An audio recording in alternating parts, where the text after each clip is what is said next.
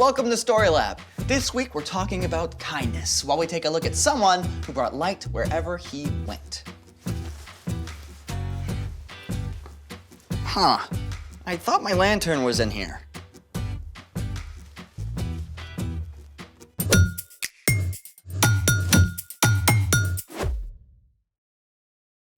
Hey, I'm Carter. And I'm Zeke, We're talking about kindness. which is showing others they are valuable by how you treat them. I thought you were getting ready to go camping. I am. This looks more like crafting to me. Well, I can't find my camping lantern, so I'm making one. With tissue? Oh, with this. Hey, that's mine. Well, you don't mind donating it for the cause of camping, right? Ew. Ugh. Kids, do not do that at home. Well, there's like 4 swallows left. We could probably do a whole show on what happens when you drink out of a bottle. Studies have shown that the average reusable water bottle contains 40,000 times more bacteria than a toilet seat. Ew! Oh, gross. Sanitize your water bottles, folks. Well, I'm not gonna use this bottle to drink out of anyways. Fine, it's all yours. Excellent.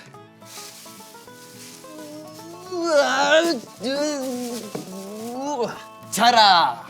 Cool, but I think you missed the part where a lantern is supposed to light up. Oh, well, I'll just toss in a few glow sticks. Fair enough, but that's not going to keep you warm. Yeah, and my dad is terrible at starting campfires. Maybe you can give him a few tips. From Flame Master Zeke. Oh. Let's make it! First of all, never ever try to start a campfire without an adult. And always keep a bucket of water and sand handy. Also, settle for real nature and not just a cheesy backdrop. When you're ready to start, step 1 is to look around your fire pit area for 3 different kinds of wood.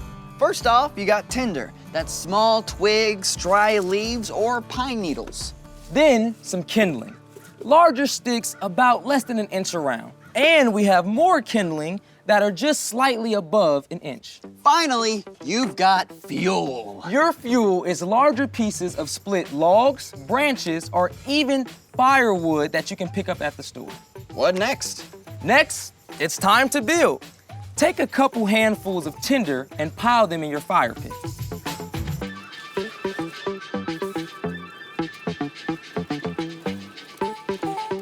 Right there. Then add some kindling and build a little tent over your tinder. Might want some more. Just pile it on top. Yep.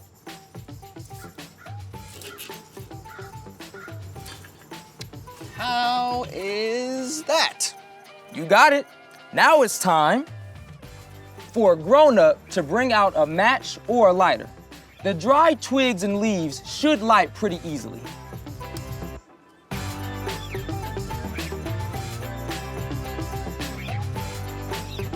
All right. Starting to heat up just a little bit. There we go. Now, you can feed it with more dry twigs and leaves little by little and watch as it takes off. And you can blow lightly at the base of the fire as well.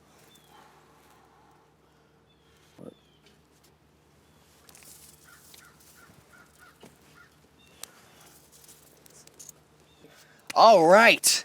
Ready for this? Whoa, Flame Master. Add some kindling first. Oh. Here. When the fire is big enough, then you can start to add larger pieces of fuel. This is so relaxing. I could do this all day. I bet you could. But meanwhile, it's time for... The story before the story.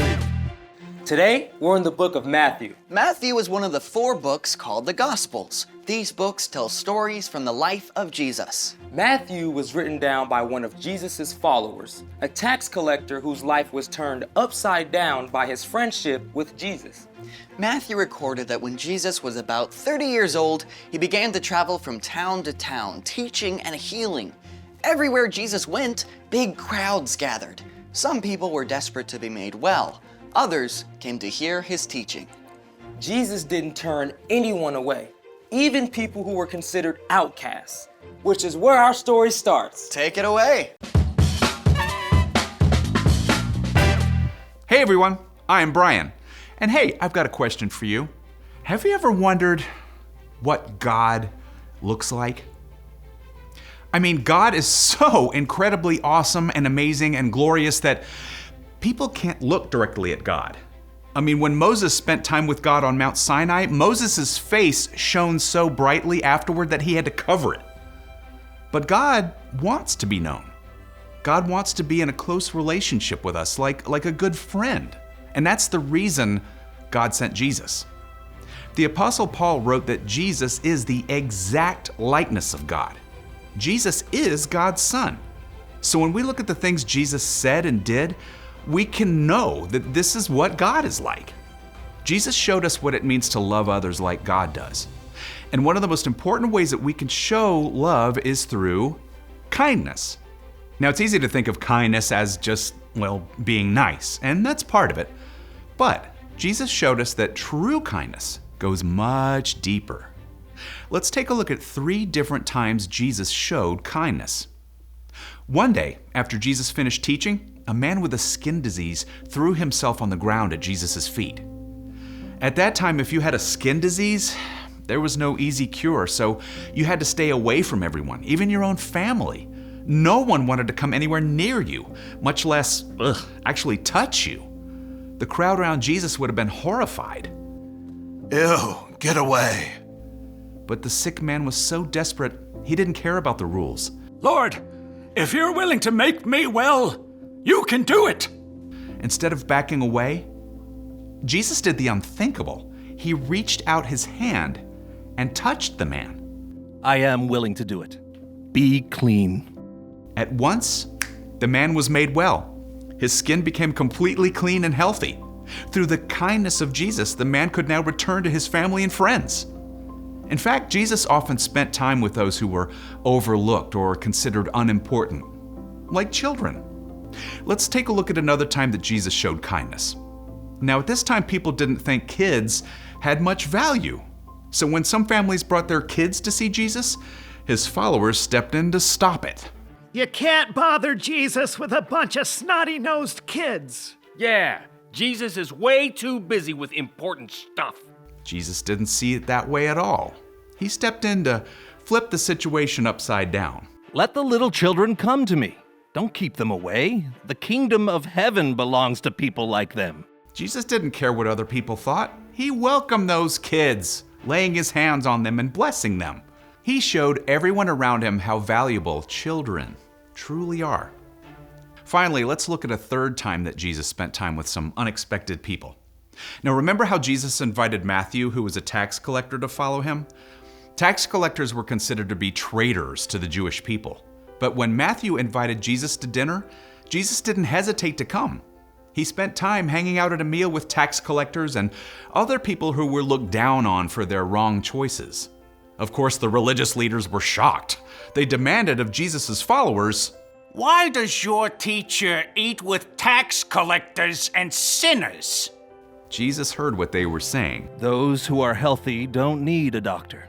Sick people do. I've not come to get those who think they are right with God to follow me. I've come to get sinners to follow me. Jesus didn't just spend his time hanging out with people who were important or had it all together. He gave his attention and help to those who were outcast and overlooked. And we can show the kindness of God when we do the same. The end. I love that since Jesus is God's Son, he gives us this perfect picture of what God is like. Yeah, he's not just a king, but a friend. You know, I bet when Jesus was growing up, he always looked for the kid who needed a friend. Jesus showed incredible kindness to us all by giving up his life so we can be restored to relationship with God. The ultimate act of kindness. So, what's our part in the story? Well, it's easy to be kind to somebody when you might get something out of it, like an invite to a popular kid's birthday party or maybe help with your homework. But Jesus was kind to everyone, especially the people who seem to have the least to offer. So just like Jesus, we can keep our eyes open for people who are often overlooked. Yeah, like that quiet kid in your class who usually sits alone. Or the kid who was always picked last for PE. You can say hi and offer words of encouragement. Let them know that you see them. And when you're making a list of kids to invite to your birthday party, think about including someone who may not get many invitations. Or if the checkout lady at the grocery store looks sad or worried, give her a smile. Or if you live in a place where there are people without homes, ask your parents to keep warm socks and snacks in the car to give away. It's all good ideas. Everywhere you look, you'll find somebody who needs your kindness to remind them they're valuable. Someone who needs you to show God's love. Ask God to help you look for opportunities. And then be ready to go for it. You got that right. See you next time. So, here's the thing. Jesus showed us how to be kind By treating everyone with love and respect. and shining God's light everywhere we go, just like a warm, bright campfire. Or my lantern. About that. Oh, hold on. Well, look at that. What can I say? I have such bright ideas.